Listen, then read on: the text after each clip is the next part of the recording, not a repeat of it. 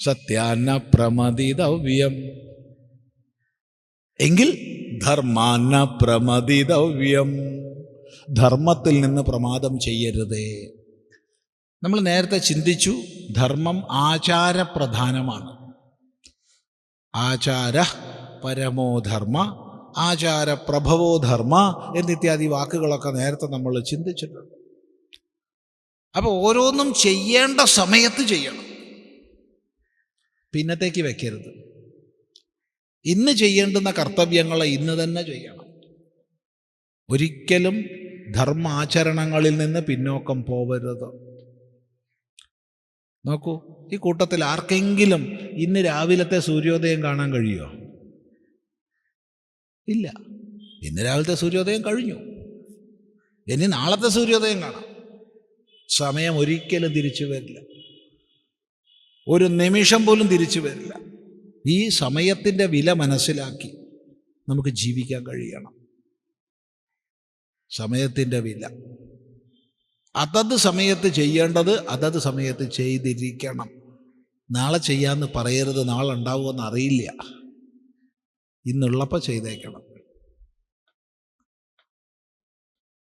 അതുകൊണ്ട് ഒരു വ്യക്തി എന്ന നിലയ്ക്കും കുടുംബത്തിലെ അംഗം എന്ന നിലയ്ക്കും ഈ സമാജത്തിലെ അംഗം എന്ന നിലയ്ക്കും രാഷ്ട്രത്തിലെ അംഗം എന്ന നിലയ്ക്കുമൊക്കെ നമ്മൾ ചെയ്യേണ്ടുന്നതായ കർത്തവ്യ വിശേഷങ്ങളുണ്ട്. അവയെ കണ്ടറിഞ്ഞ് ചെയ്യണം. ഒരിക്കലും പ്രമാദം ചെയ്യരുത്, അറിയാതെ പോലും.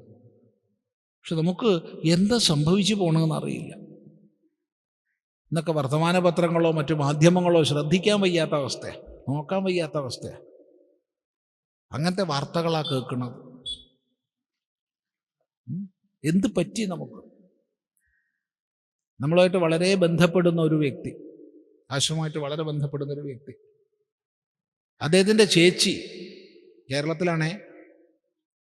അദ്ദേഹത്തിൻ്റെ ചേച്ചി ഒരു 60-62 വയസ്സുണ്ടാവും. എന്തോ സാധനം വാങ്ങാൻ വേണ്ടി കടയിൽ പോയി.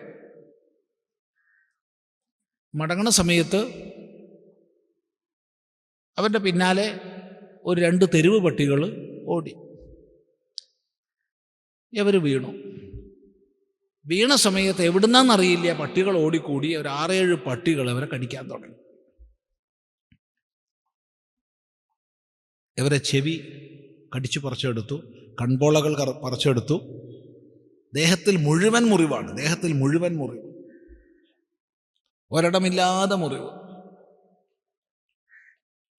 ഈ സമയത്ത് വളരെ ബലിഷ്ഠന്മാരായ 7-8 യുവജനങ്ങൾ ചുറ്റും നിന്നിട്ട് സ്മാർട്ട് ഫോണിൽ വീഡിയോയിൽ റെക്കോർഡ് ചെയ്യാണ്. ഈ അമ്മ പറയുന്നു, മക്കളെ ഒന്നാ പട്ടിയെ തെളിക്കൂ, എന്നെ ഒന്ന് എഴുന്നേൽക്കാൻ സഹായിക്കൂ, ഞാനൊന്ന് എഴുന്നേറ്റ് കഴിഞ്ഞാൽ രക്ഷപ്പെടും.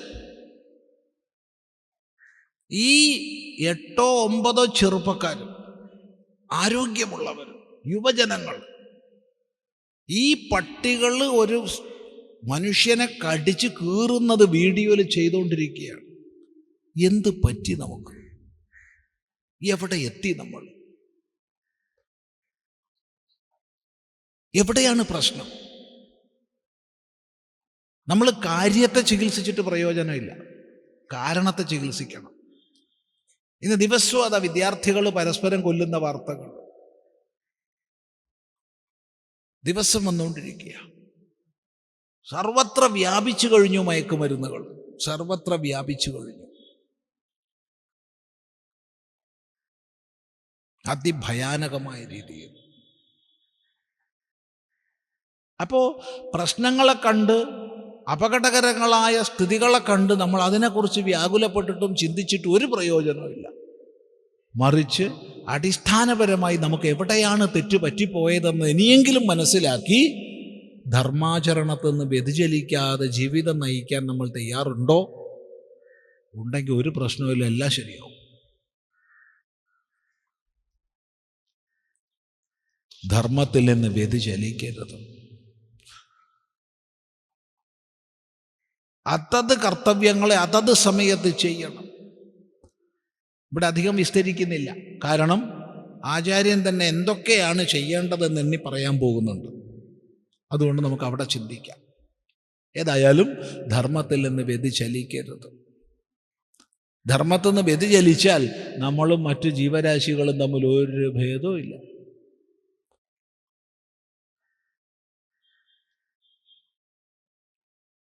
അതുകൊണ്ടാണ് ധർമ്മോഹി തേഷാം അധികോ വിശേഷ. മനുഷ്യനെ സംബന്ധിച്ച് അധികമായ വിശേഷം ധർമ്മത്തിൻ്റെത് മാത്രമാണ്. ധർമ്മേണ ഹീനാഹ പശുഭി സമാനാഹ. ധർമ്മരഹിതന്മാരായ നമ്മൾ മറ്റു ജന്തുക്കളെ തുല്യമായി, ഒരു വ്യത്യാസവും ഇല്ല. എപ്പോഴും നമ്മൾ ഓർമ്മിക്കേണ്ടത്. അതുകൊണ്ട് ആചാര്യൻ ഓർമ്മിപ്പിക്കുകയാണ്, ധർമ്മത്തിൽ നിന്ന് വ്യതിചലിക്കരുതേ. ഇനി ഇവിടുന്ന് അങ്ങോട്ട് പ്രത്യേകമായിട്ട് ഗൃഹസ്ഥാശ്രമ ധർമ്മങ്ങളെ പ്രത്യേകം പറയുന്നു. നോക്കൂ, കുശലാന പ്രമദിതവ്യം. കുശലത്തിൽ നിന്ന് പ്രമാദം ചെയ്യരുത്. കുശലത്തിനായിക്കൊണ്ട് എന്തൊക്കെ ചെയ്യണോ അതിൽ നിന്ന് മടിച്ച് പിന്മാറരുത്. എന്താണ് ഈ കുശലം എന്ന് പറഞ്ഞാൽ? ഇതിൻ്റെ അർത്ഥം പറയുമ്പോൾ ഭഗവാൻ ഭാഷ്യകാരൻ ശങ്കരാചാര്യസ്വാമികൾ പറയുന്നത് ആത്മരക്ഷാർത്ഥാത് കർമ്മണഃ ന പ്രമദിതവ്യം എന്നാണ്. ആത്മരക്ഷയ്ക്കായിക്കൊണ്ടുള്ള കർമ്മത്തിൽ നിന്ന് പിന്തിരിയരുത്. ഒരു ബ്രഹ്മചാരിയെയോ അല്ലെങ്കിൽ ഒരു സന്യാസിയെയോ സംബന്ധിച്ച് ആത്മരക്ഷ എന്ന് പറഞ്ഞാൽ തൻ്റെ മാത്രം രക്ഷയാണ്. എന്നാൽ ഒരു ഗൃഹസ്ഥനെ സംബന്ധിച്ചോ പത്നിയുടെ രക്ഷയാണ്, പതിയുടെ രക്ഷയാണ്, മക്കളുടെ രക്ഷയാണ്, കുടുംബത്തിൻ്റെ രക്ഷയാണ്.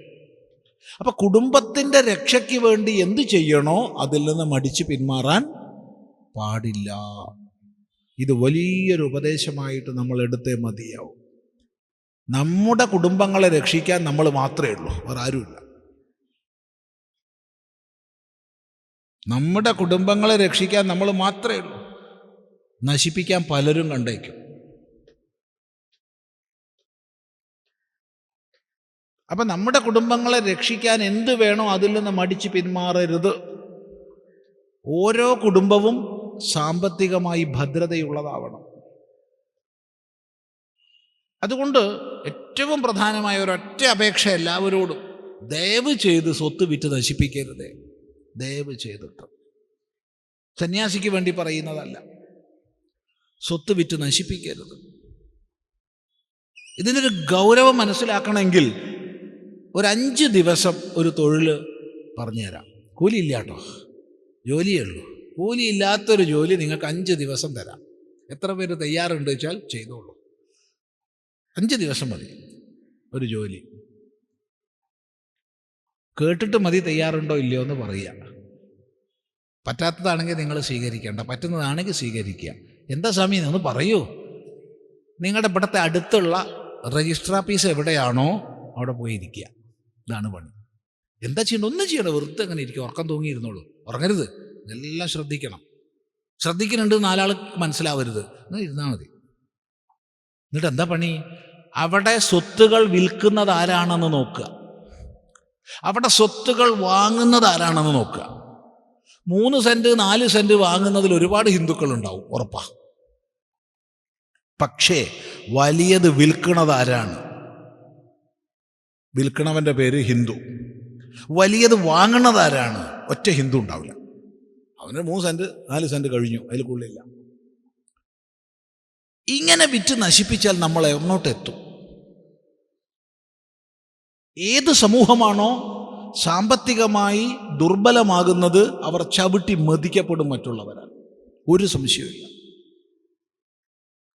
ആശ്രിതർക്ക് എപ്പോഴും വിധേയരായി ജീവിക്കേണ്ടി വരും. നമ്മൾ ആരുടെയെങ്കിലും ആശ്രിതരാണോ, വിധേയരായി ജീവിക്കേണ്ടി വരും. ഒരിക്കലും അരുത്. അതുകൊണ്ട് നമ്മുടെ കുടുംബത്തിൻ്റെ രക്ഷയ്ക്ക് വേണ്ടി എന്ത് ചെയ്യണോ അതിൽ നിന്ന് മടിച്ച് പിന്മാറരുത്. നമ്മുടെ കുട്ടികളെ എന്തെങ്കിലും ആയോധന കലകൾ പഠിപ്പിക്കണം. ചുരുങ്ങിയത് പെൺകുട്ടികളെങ്കിലും. ആൺകുട്ടികളെ വേണ്ടെന്നല്ല പറഞ്ഞത്, ആൺകുട്ടികളെയും പഠിപ്പിക്കണം. പക്ഷെ പെൺകുട്ടികളെ എങ്കിലും കളരിയോ കരാട്ടയോ കുങ്ഫുവോ ഇന്നതെന്നില്ല. പെൺകുട്ടികളെ എങ്കിലും ആയോധന കലകൾ പഠിപ്പിക്കുക. ഒരുത്തൻ്റെ മുമ്പിൽ അവർ തല കുനിക്കുന്നവരാവരുത്. തൻ്റെ ഇടം വേണം. ഇതൊക്കെ ശ്രദ്ധിക്കണം. ഇത് നമ്മൾ വളരെ തെറ്റിദ്ധരിച്ച വിഷയങ്ങളാണ്. ഇതൊക്കെ നമ്മുടെ നാശത്തിന് കാരണമായത് ധർമ്മത്തിൽ നിന്ന് നമ്മൾ അകന്നു പോയതാ. കാരണം കേട്ടിട്ടില്ലേ, നമ്മളെ പലരും പൂർവികന്മാർ പറഞ്ഞു തന്നു നമ്മളോട്, അയ്യോ എന്തോ ഒരു നല്ല മനുഷ്യനാന്നറിയോ അയാള്, വായി കൈയിട്ടാ കടിക്കില്ല, അത്ര നല്ല സ്വഭാവാ. കേട്ടില്ല? ഈ വായി കൈയിട്ടാ കടിക്കാത്തവൻ നല്ല ആളാ? എന്താ നിങ്ങളുടെ അഭിപ്രായം? എന്താ നിങ്ങളുടെ അഭിപ്രായം? തുറന്നു പറയും. ഈ വായി കൈയിട്ടാ കടിക്കാത്തവൻ നല്ല ആളാണോ അല്ലയോ? ഒന്നിനും കൊള്ളാത്തവനവൻ. ആർക്കെങ്കിലും ധൈര്യം ഉണ്ടെങ്കിൽ എൻ്റെ വന്നിട്ട് വായി കൈയിടും, ഞാൻ കാണിച്ചു തരാം എന്താ ചെയ്യുക, അസലായി കടിക്കും. എൻ്റെ സ്വാമി, നിങ്ങളൊരു സന്യാസിയല്ലേ, നിങ്ങൾ കടിക്കാൻ പാടുണ്ടോ? ഞാൻ അങ്ങോട്ട് വന്ന് കടിച്ചോ? ഇവിടെ നിങ്ങളെ ഉപദ്രവിക്കാണ്ട് ഇവിടെ ഇരിക്കണം, എൻ്റെ വായിൽ വന്ന് കൈയിടാൻ ആര് പറഞ്ഞു? ഇങ്ങനത്തെ തെറ്റായത് പഠിപ്പിച്ച് ഒന്നിനും കൊള്ളാത്തൊരു സമൂഹമാക്കി നമ്മളത് മാറ്റി. വായി കൈയിട്ടാ കടിക്കരുത്. ദന്ത ഡോക്ടറാണ് കൈയിടുന്നത് എങ്കിലും, പല്ല് ഡോക്ടർ പരിശോധിക്കാൻ വേണ്ടി കൈവച്ചു ഉടനെ കടിച്ചു പറഞ്ഞാൽ തെറ്റാ. അല്ലാതെ കണ്ടോനും കൈയിടാനുള്ള സാധനം അല്ല നമ്മുടെ വായ. പറഞ്ഞൊരർത്ഥം മനസ്സിലാക്കുക. ഇതുപോലെ ഒരുപാട് വിഡ്ഢിത്തരങ്ങൾ. വലത്തെ കരണത്തടി കിട്ടിയാൽ ഇടത്തും കാണിച്ചു കൊടുക്കണം, കിട്ടും അവിടെയും. അപ്പോഴോ വലത്തും കാണിച്ചു കൊടുക്കണം. ഇത് കണ്ടോനോട് തല്ലുകൊണ്ട് നശിക്കാനുള്ളവരാണോ നമ്മൾ? വലത്തേക്ക് ഓങ്ങുന്ന കൈ ഒരൊറ്റ നോട്ടം കൊണ്ട് താഴ്ത്തിക്കാൻ കഴിയണം. അതിൻ്റെ ബലം കണ്ണിൽ വേണം. ഒരു നോട്ടം നോക്കി അവൻ്റെ കൈ താഴണം. അതിന് ഉപാസനയുടെ ബലം ഉണ്ടെങ്കിൽ സാധിക്കും. ദിവസവും മന്ത്രജപം ചെയ്തു നോക്കൂ. ഇഷ്ടമുള്ള ഏതെങ്കിലും മന്ത്രം, നിങ്ങൾ ശാക്തേയം ചെയ്യണമെന്നോ ശൈവം ചെയ്യണമെന്നോ വൈഷ്ണവം ചെയ്യണമെന്നോ ഒന്നും പറയുന്നില്ല. നിങ്ങൾക്ക് ഇഷ്ടമുള്ളൊരു മന്ത്രം ദിവസവും ചെയ്യുക. നമ്മളിലെ ബലം വർദ്ധിക്കും. ഒരൊറ്റ നോട്ടം നോക്കി അവൻ താഴത്തേക്ക് പോകും, ഉറപ്പ്. ആ ബലം വേണം ഓരോ പെൺകുട്ടിക്കും ഓരോ ആൺകുട്ടിക്കും. ഞാൻ വളരെ പ്രേമിച്ചു പോയൊരു മോളുണ്ട്, ഒരു പെൺകുട്ടി. ആരവളുടെ പേര് പോലും എനിക്കറിയില്ല കേട്ടോ. ഞാൻ ഒറ്റ പ്രാവശ്യം അവളെ ദൂരെ കണ്ടിട്ടേ ഉള്ളൂ. അതോടുകൂടി അവളോട് എനിക്ക് വലിയ പ്രേമമായി. എന്താ സ്വാമി അവളെ ഇങ്ങനെ പ്രേമിക്കാൻ കാരണം? അത് പറയാം. കോഴിക്കോട് വെച്ചിട്ടാണ്. നമ്മളൊരു പ്രസ്സിൽ പോയതാണ്, ഒരു പുസ്തകത്തിൻ്റെ അച്ചടിയായിട്ട് ബന്ധപ്പെട്ടിട്ട്. അവിടുന്ന് പുറത്തേക്ക് ഇറങ്ങി റോഡുണ്ട്. ആ റോഡ് ഇങ്ങനെ വളഞ്ഞ് വരികയാണ്. ആ വളവിൽ ഒരു പെട്ടിക്കടയുണ്ട്. ആ പെട്ടിക്കടയിൽ പഴയ ചില ഓട്ടുപാത്രങ്ങൾ, ഓട്ടുവിളക്കുകൾ അങ്ങനെയൊക്കെ വിൽപ്പനയ്ക്ക് വെച്ചിട്ടുണ്ട്. പുതിയതല്ല, പഴയ വസ്തുക്കൾ. അത് നമ്മൾ സെലക്ട് ചെയ്താൽ നമുക്കത് പോളിഷ് ചെയ്ത് അവർ തരും. ഈ പറഞ്ഞ മോള് അവിടെ എന്തോ നോക്കുക. ഈ സമയത്ത് ഒരു മോട്ടോർ സൈക്കിളിൽ 2 പേര് വന്നിട്ട് അതിങ്ങനെ ചെരിച്ച് നിർത്തിയിട്ട് എവളോട് എന്തോ ഒരു വേണ്ടാധീനം പറഞ്ഞിട്ടുണ്ട്. എന്താണെന്ന് എനിക്കറിയില്ല, കാരണം ദൂരെന്നാണ് ഞാൻ കാണുന്നത്, അടുത്തുനിന്നല്ല. ഒരു സെക്കൻഡിൽ എവളുടെ കാല് ഒരുത്തൻ്റെ മുഖത്ത്, കൈ മറ്റവൻ്റെ മുഖത്ത്. ഒരു സെക്കൻഡിൽ കാല് തൊട്ട് ചവിട്ടിയിട്ട് അടിക്കുകയല്ല, അടിച്ചിട്ടോട്ട് ചവിട്ടുകയല്ല, രണ്ടും ഒന്നിച്ചാ. എനിക്ക് അവളെ വലിയ ഇഷ്ടമായിപ്പോയി. ഇങ്ങനെ വേണം മക്കളായാൽ. 2 കൂടി മോട്ടോർ ബൈക്കും സ്റ്റാർട്ടാക്കി ഒരു പോക്ക് പോയിട്ടുണ്ട്. ഇനി ആരുടെ അടുത്തും അവരീ തോന്നിയാസായിട്ട് പോവില്ല. കിട്ടണ്ടേ കിട്ടും. അതാ. അപ്പൊ സ്വാമി അക്രമത്തിന് പ്രോത്സാഹിപ്പിക്കുന്നു. ഞാൻ അക്രമമൊന്നും പ്രോത്സാഹിപ്പിക്കണില്ല. അവിടെ ആ പാത്രം നോക്കി നിന്ന കുട്ടീനെ ഉപദ്രവിക്കാൻ എവൻ പോണ്ട ആവശ്യം എന്താ? പോയി കഴിഞ്ഞാൽ കിട്ടണം. തൻ്റെ ഇടം ഉണ്ടാവണം. ശ്രദ്ധിക്കുക. ഇതിൽ നമ്മൾ വളരെ പിന്നോക്കം പോയി. ദൗർബല്യത്തെ ഉപാസിക്കാൻ തുടങ്ങി നമ്മൾ. ദുർബലത കേമമാണ്. അങ്ങനെ ചരിത്രം പഠിക്കുമ്പോൾ നമ്മൾ പഠിച്ചു അശോക ദി ഗ്രേറ്റ്. ഞാൻ ഒരുപാട് ആലോചിച്ച് നോക്കി, അതെങ്ങനെയാണ് അശോകൻ ഗ്രേറ്റ് ആവണേ? എനിക്ക് പിടികിട്ടിയിട്ടില്ല. നിങ്ങൾക്ക് ആർക്കെങ്കിലും മനസ്സിലായിട്ടുണ്ട് ഞാൻ പറഞ്ഞു തന്നുള്ളൂ. മഹാനായ അശോകൻ എങ്ങനെയാ? അശോകൻ എങ്ങനെയാ മഹാനായത്? അത് സ്വാമി യുദ്ധം വേണ്ടാന്ന് വെച്ചിട്ടാണ്, അഹിംസയുടെ സിദ്ധാന്തം സ്വീകരിച്ചോണ്ടാ. തീർച്ചയായിട്ടും അയാൾ രാജപദവി ഉപേക്ഷിച്ചിരുന്നെങ്കിൽ ഞാനും പറയുമായിരുന്നു അശോക ദി ഗ്രേറ്റ്. രാജാവായിരിക്കുമ്പോൾ അഹിംസ പറ്റില്ല. രാജ്യരക്ഷയ്ക്ക് വേണ്ടി തൻ്റെ ഇടത്തോടെ മുന്നോട്ട് പോകണം. ഇല്ലെങ്കിൽ അയാൾ സന്യസിച്ച് വന്നോട്ടെ, ഞങ്ങളെ ഗ്രൂപ്പിലേക്ക് വന്നോട്ടെ, എന്നാ കുഴപ്പമില്ല. ബുദ്ധനെ പോലെ എല്ലാം ഉപേക്ഷിച്ച് പോട്ടെ, എന്നാ ഗ്രേറ്റ് എന്ന് പറയാം. രാജാവായി ഇരിക്കെ രാജ്യരക്ഷയ്ക്ക് വേണ്ട ക്ഷാത്രവീര്യമില്ലാത്തവൻ ഒരിക്കലും ഗ്രേറ്റ് ആവില്ല. ഇങ്ങനെയുള്ള ഒരുപാട് വികലതകൾ നമുക്ക് വന്ന് പെട്ടതുകൊണ്ടാണ് നൂറ്റാണ്ടുകൾ നമ്മൾ അടിമകളായി കഴിയേണ്ടി വന്നത്. ശ്രദ്ധിക്കുക, ഇവിടെ നമുക്ക് മാതൃക ഒരു കയ്യിൽ ജ്ഞാനമുദ്രയും മറു കയ്യിൽ ചാട്ടവാറും പിടിച്ച ശ്രീകൃഷ്ണനെയാണ്. ഇവിടെ നമുക്ക് മാതൃക ദാ ഭഗവതിയുടെ രൂപം നോക്കിക്കോളൂ. 4 കൈ, 8 കൈ, 10 കൈ, 18 കൈ, 20 കൈ.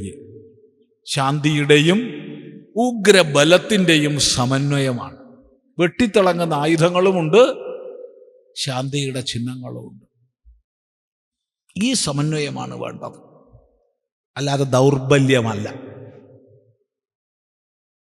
തൻ്റെ ഇടം ഉണ്ടാവണം. ഇപ്പം സാമ്പത്തിക ഭദ്രത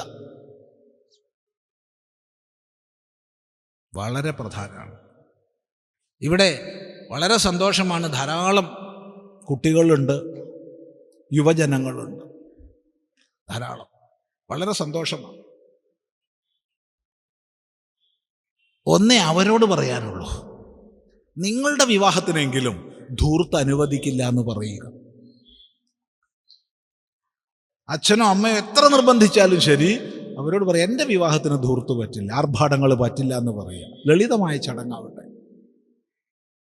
കാരണം ഒരു വിവാഹം കഴിയുമ്പോഴത്തേക്ക് സ്വത്തൊന്ന് വിൽക്കും. വിൽക്കുന്നവൻ്റെ പേര് ഹിന്ദു, വാങ്ങുന്നവൻ്റെ പേര് പറയുന്നില്ല. എന്തിനാണിത്? വിവാഹത്തോടനുബന്ധിച്ചുള്ള ധൂർത്തുകൾ, ഇതാണ് നമ്മളെ അങ്ങേയറ്റം നശിപ്പിക്കുന്നത്. ലളിതമായ ചടങ്ങാവട്ടെ, എല്ലാത്തിലും ധൂർത്ത്. അത്രയ്ക്കൊക്കെ ധൂർത്തടിക്കാൻ നമുക്ക് പണമുണ്ടോ? എന്നിട്ട് വിറ്റ് നശിപ്പിക്കുക, കടക്കണിപ്പെടുക. അരുത്. അതുപോലെ തന്നെയാണ് ഇവിടെ ഇരിക്കണ പെൺകുട്ടികളെങ്കിലും തീരുമാനിക്കണം, എൻ്റെ വിവാഹത്തിന് സ്ത്രീധനം കൊടുക്കൂല. അത് തന്നെ. കൊടുത്താൽ പിറ്റേന്ന് അവനെ ചങ്ങലയ്ക്ക് കെട്ടണം. നിന്നെ ഞാൻ പൈസ കൊടുത്ത് മേടിച്ചതാ, നിനക്ക് പണിയൊക്കെ എടുക്കുക. ഞാൻ പറയണം മുഴുവൻ ചെയ്തോളണം, നിന്നെ പൈസ കൊടുത്ത് മേടിച്ചതാ, ഇത്ര രൂപ നിനക്ക് കൊടുത്തിട്ടാ നിന്നെ ഞാൻ മേടിച്ചേ എന്ന് പറയാൻ കഴിയണം. നമ്മുടെ ശാസ്ത്രത്തിൽ സ്ത്രീ തന്നെയാണ് ധനം. സ്ത്രീധനമുണ്ട്. ചിലർ ചോദിക്കും, നിങ്ങളുടെ സ്മൃതികളിലൊക്കെ സ്ത്രീധനം ഇല്ലേ? ഉണ്ട്. യാജ്ഞവൽക്യ സ്മൃതിയിൽ, മനുസ്മൃതിയിൽ സ്ത്രീധനമുണ്ട്. എന്താണെന്നറിയോ? വ്യക്തമായി മനസ്സിലാക്കണം. ഇതുവരെ പരിചയമില്ലാത്ത ഒരുത്തൻ്റെ വീട്ടിലേക്കാണ് മോള് പോണത്. ഇതുവരെ പരിചിതമല്ലാത്തൊരു കുടുംബത്തിലേക്കാണ് മോള് പോണത്. അപ്പോൾ ആ മോൾക്ക് രഹസ്യമായിട്ട് കൊടുക്കുന്ന പണമാണ് സ്ത്രീധനം. നിന്റെ സുരക്ഷയ്ക്ക് ഇത് കയ്യിൽ വെക്കണം. ഒരു കാരണവശാലും ഭർതൃഗൃഹത്തിലുള്ളവർക്ക് അത് എടുക്കാൻ അധികാരമില്ല. ഉണ്ട്. എപ്പോഴാന്ന് ചോദിച്ചാൽ, നാട്ടിൽ മൊത്തം ക്ഷാമവും ദുർഭിക്ഷവും വന്നാൽ, പ്രകൃതി ദുരന്തങ്ങൾ വന്നാൽ മാത്രമേ എടുക്കാൻ അധികാരമുള്ളൂ. അങ്ങനെ എടുത്താൽ അത് തിരിച്ചു കൊടുക്കുകയും വേണം പിന്നീട്. ഇതാണ് മനുവും യാജ്ഞവൽക്യനൊക്കെ പറഞ്ഞിട്ടുള്ളത്, ഓർമ്മിക്കുക. പക്ഷെ നമ്മുടെ സമൂഹം ദുരാചാരങ്ങളിൽ അമർന്നുപോയി. ഈ ആർഭാടങ്ങളുടെയും മറ്റും പേരിൽ സ്വത്ത് വിറ്റ് നശിപ്പിക്കുന്നു. അരുത്.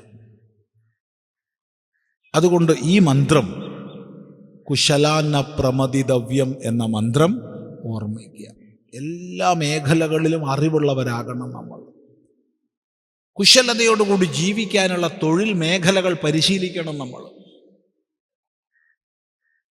ഒന്ന് മാത്രം ഇവിടെയുള്ളവരോട് അപേക്ഷിക്കട്ടെ, കുട്ടികളെ വിദ്യാലയത്തിൽ ചേർത്ത് പഠിച്ച് അവർ വളരുമ്പോൾ പഠിച്ച് മക്കളെ നല്ല മാർക്ക് വാങ്ങിയിട്ട് ഉദ്യോഗസ്ഥന്മാരാവണമെന്ന് പറയാതിരിക്കുക.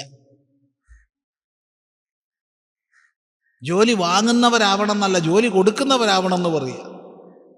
അവർ ബിസിനസ്സുകൾ തുടങ്ങട്ടെ, നല്ല എൻ്റർപ്രണേഴ്സ് ആവട്ടെ, വ്യവസായത്തിൽ മുന്നിൽ പോട്ടെ,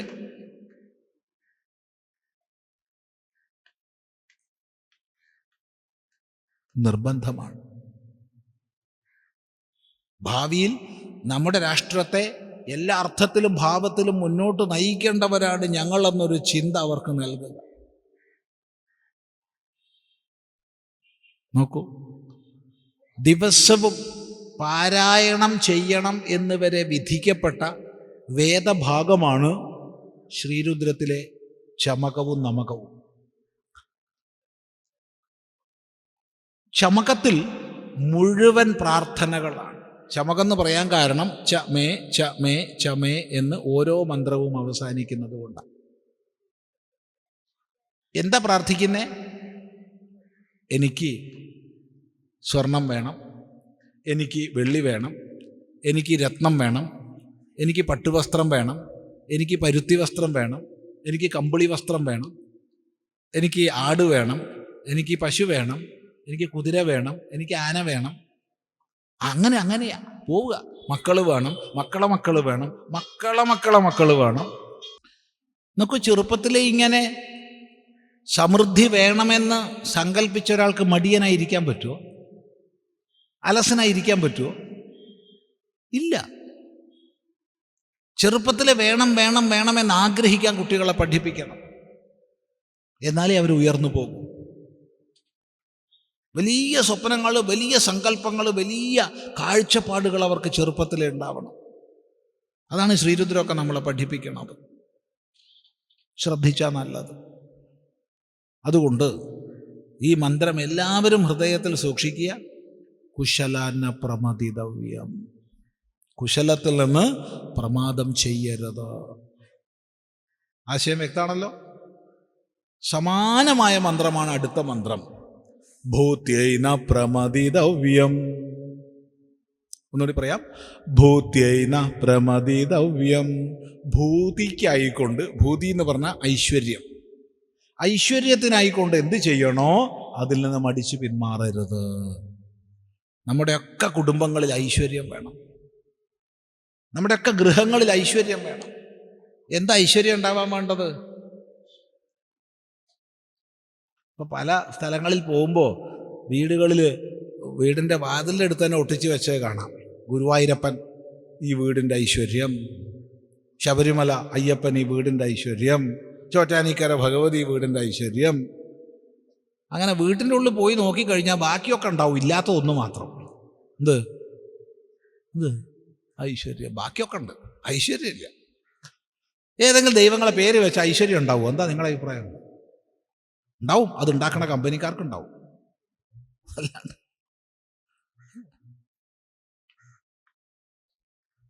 എങ്ങോട്ടാ നമ്മൾ പോകണം അറിയില്ല. ഒരു 3-4 വർഷങ്ങൾക്ക് മുമ്പ് ഒരു കുടുംബം ആശ്രമത്തിൽ വന്നു. നമ്മളെടുത്ത് വന്നു, ഒരു പെട്ടി തന്നു.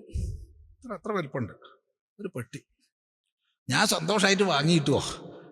അപ്പോഴാ പറഞ്ഞ സ്വാമിക്കല്ല, പിന്നെ ആ സ്വാമി ഇങ്ങോട്ട് തരണം, അതിന് വേണ്ടിയിട്ടാണ്. എന്ത് മനസ്സിലായില്ല. അല്ല, സ്വാമിയുടെ കൈ കൊണ്ട് അത് ഇങ്ങോട്ട് തരണം എന്ന് വെച്ചാൽ ഇതെന്താ സാധനം? ബോംബൊന്നും അല്ലല്ലോ, ഇത് കുബേർ കുഞ്ചാണ്.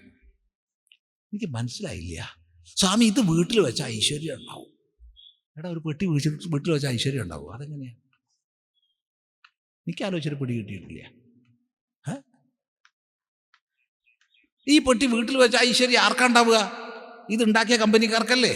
കാരണം അവൻ 10 രൂപയ്ക്കാണ് വിൽക്കണമെന്ന് വെച്ചാൽ എന്തായാലും 5 രൂപ അവൻ ലാഭം ഉണ്ടാവും. അപ്പം അവൻ 1000 ഉണ്ടാക്കുമ്പോൾ, ലക്ഷക്കണക്കിന് ഉണ്ടാക്കുമ്പോൾ അത്രയും പ്രോഫിറ്റ് അവനുണ്ടാവും. അവൻ ഐശ്വര്യം ഉണ്ടാവും, നമുക്ക് ഐശ്വര്യം ഉണ്ടാവുക. ഇങ്ങനത്തെ ഓരോ അബദ്ധ വിശ്വാസങ്ങളിൽപ്പെട്ട് ചിന്തിക്കുക. ഈ കൂട്ടത്തിൽ തന്നെ പലരും അങ്ങനെയൊക്കെ വെച്ചിട്ടുണ്ടാവും.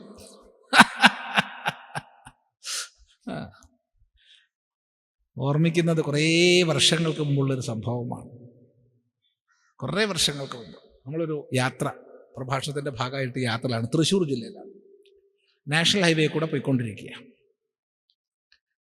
റോഡ് സൈഡിൽ ഇടിച്ച് തകർന്ന്, എന്താന്നാ പറയേണ്ടത്, കാറായിരുന്നു എന്ന് ഊഹിക്കാം, ആ രീതിയിലുള്ളൊരു സാധനമുണ്ട് അപകടത്തിൽപ്പെട്ടിട്ട്. അതിൻ്റെ മുൻ സീറ്റിലിരുന്ന 2 പേരും അപ്പം തന്നെ മരിച്ചിട്ടുണ്ട്. അതിൻ്റെ പിൻസീറ്റിൽ നിന്ന് വെട്ടിപ്പൊളിച്ച് എടുത്ത് ആശുപത്രിയിലാക്കിയിട്ടുണ്ട് 3 പേരെ. അത് പപ്പടം പോലെയായിട്ട് പൊടിഞ്ഞിരിക്കുക. എങ്കിലും അതിൻ്റെ ഫ്രണ്ടിൽ കുറച്ച് ഗ്ലാസ് വീഴാതെ ഉണ്ട്. അവിടെ ഒരു സ്റ്റിക്കർ കണ്ടു, ഗുരുവായൂരപ്പൻ ഈ വാഹനത്തിൻ്റെ ഐശ്വര്യം. ഗുരുവായൂരപ്പൻ ഇന്ന് വരെ ആരോടെങ്കിലും പറഞ്ഞിട്ടുണ്ടോ നിന്റെ വാഹനത്തിൻ്റെ ഐശ്വര്യം ഞാൻ ഉണ്ടോ? എന്താ ഐശ്വര്യമുള്ളത്? ഇനിയിപ്പോൾ എന്താ ഐശ്വര്യം ഉണ്ടാവാനാ? അതിൻ്റെ ഉടമസ്ഥനും മരിച്ചു, പത്നിയും മരിച്ചു. അയാളുടെ അനുജനും പത്നിയും അയാളുടെ കുഞ്ഞും മരിക്കണതായിരുന്നു നല്ലത്. അത്ര വലിയ പരുക്ക. എന്താ ഐശ്വര്യമുള്ളത്? വാഹനത്തിൻ്റെ ഐശ്വര്യം എന്ന് പറഞ്ഞാൽ കറക്റ്റ് ടൈമിന് സർവീസ് ചെയ്യുക, നിയമമനുസരിച്ച് ഓടിക്കുക, ഡ്രൈവ് ചെയ്യുന്ന നിയമം അനുസരിച്ചായിരിക്കണം. മെക്കാനിക്കൽ സർവീസ്, ഓയിൽ സർവീസൊക്കെ കറക്റ്റ് ടൈമിന് ചെയ്യുക, നിയമം അനുസരിച്ച് ഓടിക്കുക, കഴുകി സ്നേഹപൂർവ്വം സൂക്ഷിക്കുക. അതാണ് വാഹനത്തിൻ്റെ ഐശ്വര്യം. അല്ലാണ്ട് സ്റ്റിക്കർ ഒട്ടിച്ചാൽ വാഹനത്തിന് ഐശ്വര്യം ഉണ്ടാവും. എന്താ നിങ്ങളുടെ അഭിപ്രായം? അറിയില്ല, ഉണ്ടാവില്ല. ഈ കാഴ്ച കണ്ട് നമ്മൾ ആശ്രമത്തിൽ തിരിച്ചെത്തി പിറ്റേന്ന് അദ്വൈതാശ്രമത്തിൽ നിന്നൊരു സ്റ്റിക്കർ ഇറക്കി, നാം ചെയ്യുന്ന സൽക്കർമ്മങ്ങൾ ഈ വീടിൻ്റെ ഐശ്വര്യം. ലക്ഷക്കണക്കിന് പ്രചരിച്ചിട്ടുണ്ട് ആ സ്റ്റിക്കർ. ഇപ്പം അങ്ങനെ ഇറക്കണില്ല. നിങ്ങൾക്ക് ആർക്ക് വേണിച്ചാൽ ഇറക്കാം. ഒരു കോപ്പി റൈറ്റും ഇല്ല, പേറ്റൻറ്റും ഇല്ല. നിങ്ങൾക്ക് ആർക്ക് വേണിച്ചാൽ ഇറക്കാം. പക്ഷെ നല്ല വൃത്തിയിൽ ഇറക്കണം. കാരണം ആൾക്കാർ വാങ്ങി വീട്ടിന് മുമ്പിൽ ഒട്ടിക്കണമെങ്കിൽ കുറച്ച് ഭംഗിയൊക്കെ വേണം. ഇതാണ് വാചകം, നാം ചെയ്യുന്ന സൽക്കർമ്മങ്ങൾ ഈ വീടിൻ്റെ ഐശ്വര്യം. അല്ലാണ്ട് ഗുരുവായൂരപ്പൻ ഈ വീടിൻ്റെ ഐശ്വര്യം, ശബരിമല അയ്യപ്പൻ ഈ വീടിൻ്റെ ഐശ്വര്യം, യേശുദേവൻ ഈ വീടിൻ്റെ ഐശ്വര്യം എന്ന് പറഞ്ഞാൽ ഐശ്വര്യം ഉണ്ടാവില്ല. ഇങ്ങനെയുള്ള അബദ്ധങ്ങൾ എവിടുന്നാണ് നമുക്ക് കടന്നുകൂടിയത്?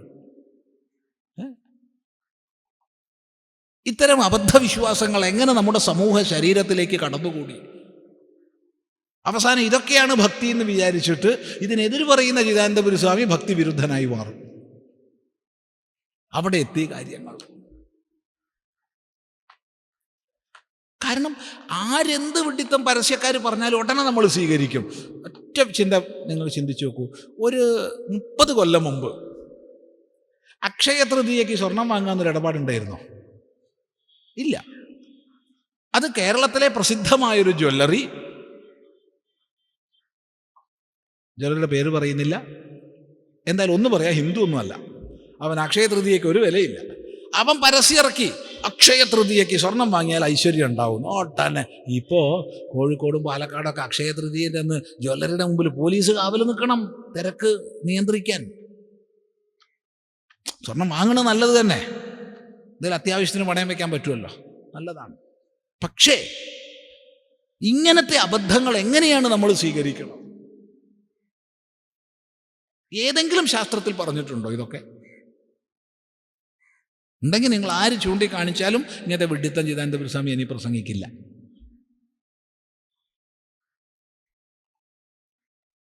ഇവിടെയൊക്കെ തന്നെ നമ്മളുടെ യുക്തിബോധം, നമ്മുടെ ശാസ്ത്രബോധം അതില്ലാതായി പോകരുത്.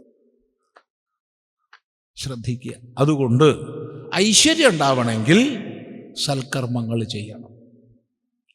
ഐശ്വര്യം ഉണ്ടാവണമെങ്കിൽ നല്ലപോലെ പണിയെടുക്കണം.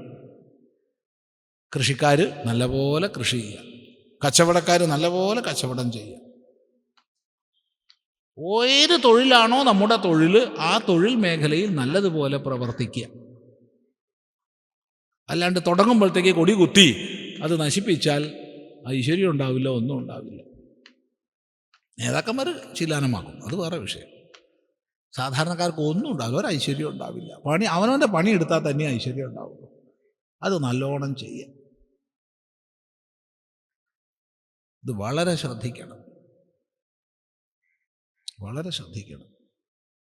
അതുകൊണ്ട് ഐശ്വര്യത്തിനായിക്കൊണ്ട് എന്ത് ചെയ്യണോ അതിൽ നിന്ന് മടിച്ച് പിന്മാറാൻ പാടില്ല എന്ന വാക്യം സദാ ഓർമ്മിക്കുക. എളുപ്പ വഴികളൊന്നുമില്ല ഐശ്വര്യത്തിന്. എളുപ്പ വഴികളില്ല, കുറുക്ക് വഴികളില്ല, നേർവഴികളേ ഉള്ളൂ. എളുപ്പ വഴി കൂടെ ഐശ്വര്യം നേടാൻ ആരെങ്കിലും നമ്മളെ വഞ്ചിക്കാൻ വന്നു കഴിഞ്ഞാൽ അതിൽ പെടാതിരിക്കുക. പ്രത്യേകിച്ച് ഇന്ന് ഓൺലൈൻ മാധ്യമങ്ങളിലൂടെ ഒരുപാട് കുറുക്കു വഴികൾ വാഗ്ദാനം ചെയ്ത് പല ചതിക്കണികളിലും നമ്മളെ പെടുത്തുന്നവരുണ്ട്. വീണ് പോവരുത്. വളരെ ജാഗ്രത വേണം, വളരെ ജാഗ്രത വേണം. ഏതായാലും ഈ 2 മന്ത്രങ്ങൾ, ഒന്ന് കുശലാന്ന പ്രമദിതവ്യം, 2 ഭൂത്യൈ ന പ്രമദിതവ്യം. ഇത് രണ്ടും നല്ലപോലെ ഓർമ്മിക്കുക. തുടർന്ന് നമുക്ക് നാളെ ചിന്തിക്കാം.